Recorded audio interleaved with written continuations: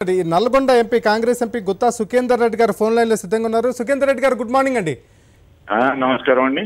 ఈ వరంగల్ ఉప ఎన్నికకు సంబంధించి మీ పార్టీ ఎలాంటి రివ్యూ చేసుకుంటుంది? దాదాపుగా ఇప్పటి వరకు ఉన్న పోలింగ్ సరళి అంటే కౌంటింగ్ సరళిని చూస్తే దాదాపు 1,02,560 ఓట్లు మాత్రమే మీకు వచ్చాయండి. మొత్తం రెండు పార్టీల మధ్య టీఆర్ఎస్కి కాంగ్రెస్కి మధ్య దాదాపు 3 లక్షలకు పైగా ఓట్ల గ్యాప్ ఉంది.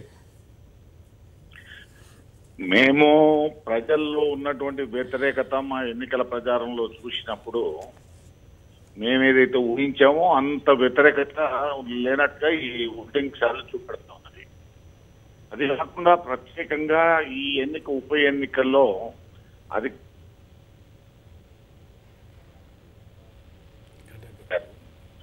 ఆ ప్రభావం స్పష్టంగా ప్రజాస్వామ్యం మీద ధన ప్రభావం అధికార దుర్వినియోగం స్పష్టంగా జయం సాధించినట్టుగా మేము భావిస్తున్నాం. సుఖేందర్ రెడ్డి గారు, టీఆర్ఎస్ ను ఓడించేందుకు భవిష్యత్తులో మిగతా పార్టీలతో కలిసి పోటీ చేస్తాం, అవసరమైతే అవకాశాలను కూడా పరిశీలిస్తామని ఒక రకమైన కామెంట్ మీరు చేసినట్టుగా వార్తలు వస్తున్నాయి.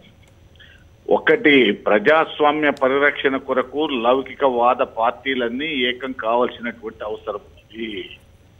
ఎందుకనంటే ఎప్పుడైనా సరే ప్రజాస్వామ్యం పరిరక్షించాలన్నా, నియంతృత్వ ప్రభుత్వాలకు వ్యతిరేకంగా పోరాడాలన్నా, ప్రజాస్వామ్యాన్ని పరిరక్షించడానికి అదేవిధంగా దేశంలో లౌకికత తత్వాన్ని పెంపొందించేందుకు కలిసి రావాల్సిన లౌకిక పార్టీలు అని చెప్పేటువంటి పార్టీలన్నీ కూడా ఏకతాటి మీద వచ్చే సార్వత్రిక ఎన్నిక నాటికి దేశంలో రాష్ట్రాలలో రావాల్సినటువంటి అవసరం ఉంది. ఆ విధంగా ఈ ఎన్నికలను మనం ఒక పాఠంగా తీసుకోవాల్సినటువంటి అవసరం కూడా ఉంది. సరే, ఏ పార్టీలని అంటే మీ దారిలో మీ ఆలోచనలో మీకు ఏ పార్టీలు కలిసి వచ్చే అవకాశాలు ఉంటాయని అనుకోవచ్చు? గతంలో కాంగ్రెస్ వామపక్ష పార్టీలు కలిసి పనిచేసినాయి. వైసీపీ మా పార్టీ నుంచి విడిపోయినటువంటి పార్టీనే.